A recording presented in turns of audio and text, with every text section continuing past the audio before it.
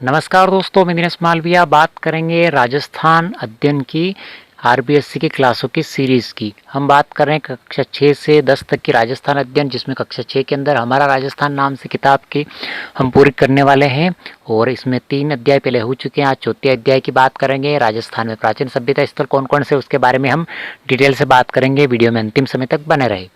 मानव जब स्वयं के बारे में सोचना छोड़कर दूसरों के बारे में सोचना शुरू करता है, तब वह समूह में रहकर कार्य प्रारंभ करता है।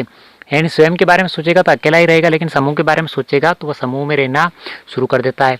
इसी से सभ्यता की शुरुआत होती है और समय के साथ साथ सभ्यता विकसित होती है, किंतु समय परिवर्तन के साथ साथ कुछ सभ्यताएं नष्ट भी हो जाती है। यानी समय परिवर्तन होता रहता है, कोई सभ्यता विकसित भी होती है और कोई सभ्यता का पतन भी हो जाता है, कुछ नया आकार बना लेती है। राजस्थान में ऐसी कई सभ्यता संस्कृतियों के स्थल मरुस्थल और अरावली में नदी के किनारे मिट्टी में दबे पड़े हैं। यानी राजस्थान की प्राचीन सभ्यता के कई सारे स्थल है जो पूर्व में बहुत ही विकसित सभ्यता थी, लेकिन किसी कारण से उनका पतन हो चुका है। जो नदियों के किनारे विकसित हुई थी सभ्यता, उनके अवशेष हमें देखने को मिलते हैं। उनके बारे में बात करेंगे डिटेल से। राजस्थान में मानव के प्रारंभिक क्रियाकलाप क्या थे, वे कब से प्रारंभ हुए, इसके लिखित साक्ष्य उपलब्ध नहीं है। यानी राजस्थान में मानव की उत्पत्ति कब हुई, कब से विकसित हुए, उनके बारे में लिखित साक्ष्य यानी जानकारी उपलब्ध नहीं है। जिस काल का लिखित इतिहास उपलब्ध नहीं होता, उसके बारे में उत्खनन से प्राप्त सामग्री के आधार पर ही जाना जा सकता है। यानी जो जानकारी लिखित में उपलब्ध नहीं है, वो उत्खनन में यानी खुदाई में जो सामग्री प्राप्त हुई, उनके आधार पर अनुमान लगाकर ही बात कर सकते हैं कि किस प्रकार के लोग उस समय रहे होंगे, क्या क्या कार्य करते होंगे।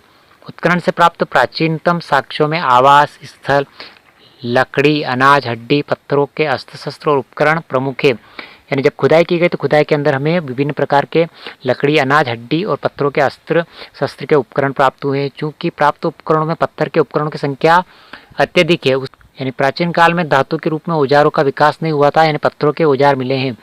तो प्रारंभिक युग को प्रस्तर युग कहा गया। प्रस्तर यानी पत्थर का युग क्यों, क्योंकि अधिकतर इस समय औजार सारे पत्थर के बने हुए थे, धातु के नहीं थे। प्रस्तर युग में मानव अपनी आवश्यकता पूर्ति के लिए जानवरों का शिकार करता था। यानी प्राचीन काल में मनुष्य यही हम शुरू से पढ़ते हुए आ रहे हैं, जानवरों का शिकार करके ही वो अपना पेट भरता था और जंगलों से कंदमूल एकत्र कर करके अपना पेट भरने का कार्य करता था। उसने कुल्हाड़ी, गंडासा, छुरा जैसे उपकरण बनाए। यानी शुरुआत में यही उपकरण बनाए कुल्हाड़ी और गंडा से, जिनसे वो अपने छोटे मोटे शिकार करके अपने भरण पोषण करता था। मानचित्र 4.1 को देखकर जाने कि राजस्थान में प्रस्तर युग के उपकरण प्रमुखतः बनास नदी, गंभीरी और बेड़च और चंबल नदियों की घाटी और शैलाश्रम में बहुतायत से मिले हैं। यानी हर सभ्यता अधिकतर नदी के किनारे विकसित हुई, जिसका कारण ये है कि पानी की आवश्यकता हर जीव को होती है, तो पानी की आवश्यकता के कारण ही नदियों के किनारे सभी सभ्यताएं विकसित हुई है।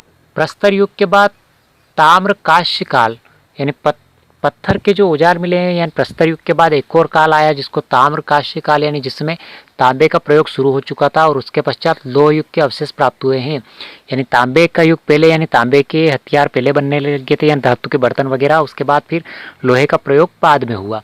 हम पूर्व में पढ़ चुके हैं कि मानव शिकार से पशुपालन, कृषि कार्य की ओर अग्रसर हुआ। पत्थर के स्थान पर उसने धातु के उपकरण बनाने प्रारंभ किए।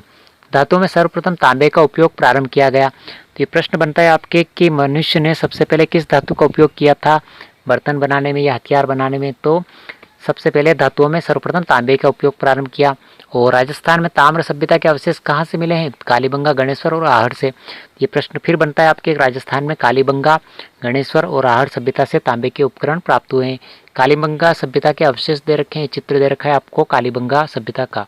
प्राचीन काल का सभ्यता के जो केंद्र है उनका चित्र दे रखा है, मानचित्र के माध्यम से आपको समझा रखा है। जैसे सोती की सभ्यता जो बीकानेर के अंदर है, बड़ा पोल की सभ्यता हनुमानगढ़ में देखने को मिल जाएगी, कालीबंगा सभ्यता भी हनुमानगढ़ जिले में, पीलीबंगा हनुमानगढ़ जिले में, सुनारी जो है वो झुंझुनू जिले में मिलेगी। गणेश्वर सभ्यता सीकर के अंदर है, बेराट जो है वो सीकर और जयपुर के पास में। इस प्रकार से तिलवाड़ा की बात करते बाड़मेर के अंदर, बागौर की बात करते भिलवाड़ा के अंदर, गिलुंड राजसमंद के अंदर और उदयपुर के अंदर आहड़ सभ्यता मिल जाएगी देखने को आपको। इसके अलावा दर की बात करते भरतपुर के अंदर, रेड की बात करते टोंक के अंदर देखने को मिल जाएगी, और नगर की बात करते ये भी टोंक के अंदर देखने को मिल जाएगी। और इसके अलावा नगरी की बात करते हैं तो चित्तौड़गढ़ के अंदर। तो आपको ध्यान रखना है, नगर जो है वो टोंक के अंदर है और नगरी जो है वो चित्तौड़गढ़ के अंदर है। तो किताब के अंदर नक्शे के माध्यम से मानचित्र के माध्यम से बहुत ही शानदार तरीके से समझा रखा है राजस्थान में सभ्यता के प्राचीन स्थल। तो इस नक्शे का आप अभ्यास भी कर सकते हैं, जिससे आपके स्थल कंप्लीट हो जाए कि किस जिले में कौन सा सभ्यता स्थल विकसित हुआ था। कालीबंगा की बात करते हैं। राजस्थान में दृश्यवती और सरस्वती नदी की घाटी में पुराविद अमलानंद घोष ने करीब 2 दर्जन पुरा स्थलों की खोज की। तो प्रश्न बनता है आपके कि कालीबंगा की खोज किसने की थी? अमलानंद घोष ने। कौन सी नदियों के किनारे विकसित हुई थी? दृश्यवती और सरस्वती। और कितने स्थानों की खोज की थी? लगभग 2 दर्जन, यानी 1 दर्जन के अंदर 12 स्थान होते तो 24 स्थानों की खोज की थी। इनमें कालीबंगा जो है हनुमानगढ़ जिले में घग्गर नदी के किनारे स्थित कालीबंगा प्रमुख है, यानी घग्गर नदी के किनारे कालीबंगा स्थित है। नदी कौन सी? घग्गर नदी। बाद में डॉक्टर बी लाल और बी के थापर के निर्देशन में यही खुदाई हुई, यानी सब शुरुआत इसकी जो पुरातत्वविद की खोज अमलानंद घोष ने की थी, लेकिन इसमें खुदाई का काम बी लाल और बी के थापर के निर्देशन में शुरू हुआ। खुदाई में यहाँ से सिंधु सरस्वती सभ्यता काल का एक नगर मिला है, जिसमें मकानों में ईंटों का प्रयोग किया गया। तो यहाँ से प्रश्न बन सकता है मकानों में ईंटों का प्रयोग सर्वप्रथम कहाँ किया गया? तो ये कालीबंगा के अंदर। ये कालीबंगा स्थल दे रखा है, चित्र दे रखा है कालीबंगा का। ये मकानों में 4-5 बड़े तथा कुछ छोटे कमरे होते थे। बस्ती में गंदे पानी के निकास के लिए यहाँ लकड़ी व ईंटों की नालियाँ बनी हुई थी।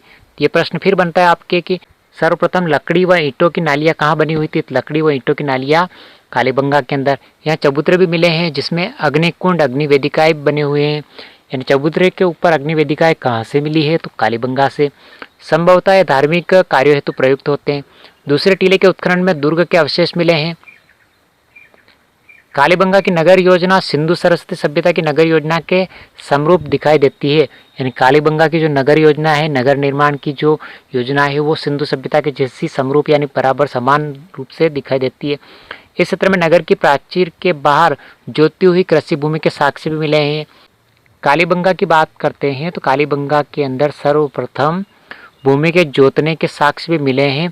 खुदाई में हमें गाय के मुख वाले प्याले, तांबे के बेल, कांस्य के दर्पण और हाथी दांत का कंगा, मिट्टी के बर्तन, कांच की मणियाँ, खिलौने आदि प्राप्त हुए हैं। तो विभिन्न प्रकार की सामग्री हमें कालीबंगा स्थल से प्राप्त हुए हैं। कालांतर में नदियों का पानी सूखने और मरुस्थल के बढ़ने से यह समृद्ध बस्ती उजड़ गई। और यहाँ पे कारण बताए जाते हैं, नदी के सूखने से मरुस्थल हो गया ये स्थान। आगटपुर की बात करते हैं आहड़ की। आहड़ को ही आगटपुर कहा जाता है। उदयपुर के पूर्व में आहड़ यानी बेड़स नदी के किनारे 2 टीले दिखाई देते हैं, जिसको स्थानीय लोग धुलकोट कहते हैं। तो धुलकोट कौन सी सभ्यता को कहते हैं? आहड़ सभ्यता को। कहाँ पे स्थित है? ये उदयपुर के अंदर है। यह बस्ती पहले ताम्रवती यानी तांबावती नाम से जानी जाती थी।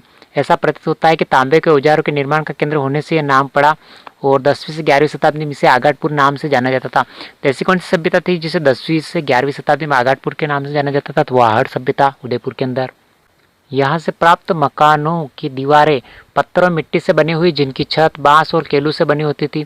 बड़े कमरों के बीच में बांस की पर्दी पर मिट्टी चढ़ाकर उससे छोटे छोटे कमरों ओवरों में विभाजित किया जाता। मकानों में 4 से 6 चूल्हे मिले हैं। तो मकानों में 4 से 6 चूल्हे कौन सी सभ्यता से मिले हैं? तो वो आहड़ सभ्यता से, आगटपुर से। ये मूर्ति, मृण मूर्ति आहड़ संग्रहालय के अंदर या आहड़ संग्रहालय में मूर्ति स्थापित की गई, जो आहड़ सभ्यता से प्राप्त हुई है।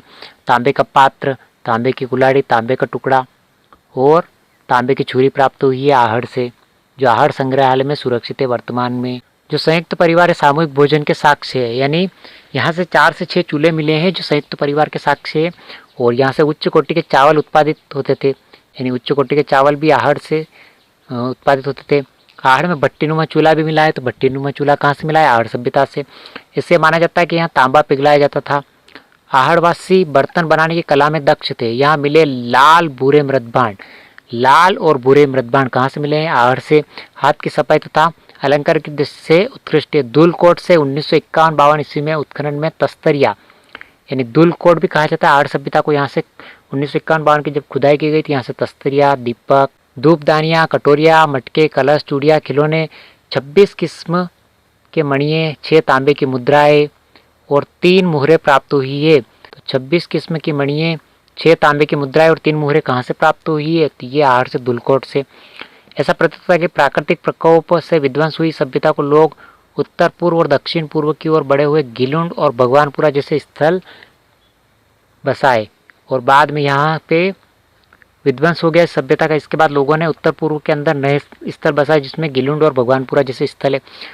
बालाथल सभ्यता की बात करते हैं। उदयपुर जिले की वल्लभनगर तहसील के बालाथल में मिली सभ्यता ताम्र पाषाण कालीन आहड़ सभ्यता से संबंधित है। ताम्र पाषाण यानी तांबे और पत्थर की समकालीन सभ्यता है।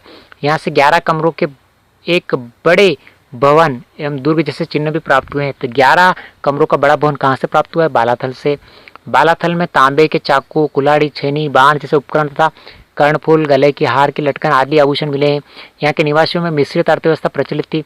कृषि, पशुपालन तथा शिकार तीनों जीविका के साधन थे। बालाथल से लोह काल के अवशेष भी मिले हैं। तो लोह काल के अवशेष कहाँ से मिले? बालाथल सभ्यता यानी उदयपुर से। यहाँ लोहा गलाने की भट्टियों के चिन्ह मिले हैं।